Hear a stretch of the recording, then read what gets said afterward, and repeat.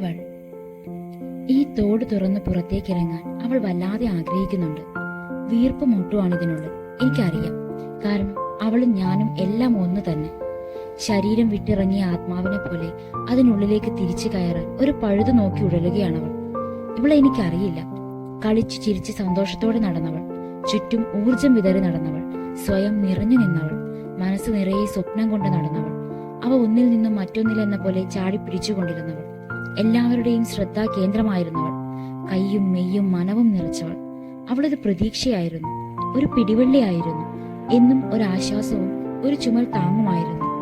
നിറഞ്ഞ പുഞ്ചിരിയും മനസ്സ് നിറയെ സ്നേഹവും തന്നവൾ, ഒരു പൂമ്പാറ്റയെ പോലെ പാറി നടന്നവൾ. പെട്ടെന്നൊരു ദിവസം എല്ലാം മാറി മറിഞ്ഞു. അവളുടെ ചിരി മാഞ്ഞു, കണ്ണു നിറഞ്ഞു, സ്വയം ഉൾവലിഞ്ഞു.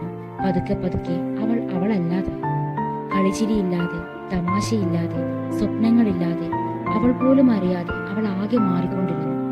കൂടറ്റ കിളിയെപ്പോലെ അവൾ അലഞ്ഞു നടന്നു. പിന്നിട്ട വഴികളിലെ വസന്തം അവളെ മോഹിപ്പിച്ചുകൊണ്ടിരുന്നെങ്കിലും കാലിലെ ചങ്ങലകൾ അവളെ തളർത്തിക്കളഞ്ഞു. ഒരു ചാറ്റൽ മഴ പോലും അവളെ കനിഞ്ഞില്ല. ഒരു പിടിവള്ളി കണ്ടുണർന്നപ്പോൾ അവൾ അറിഞ്ഞില്ല അതൊരു പ്രകാശവർഷം ദൂരെയാണെന്ന്.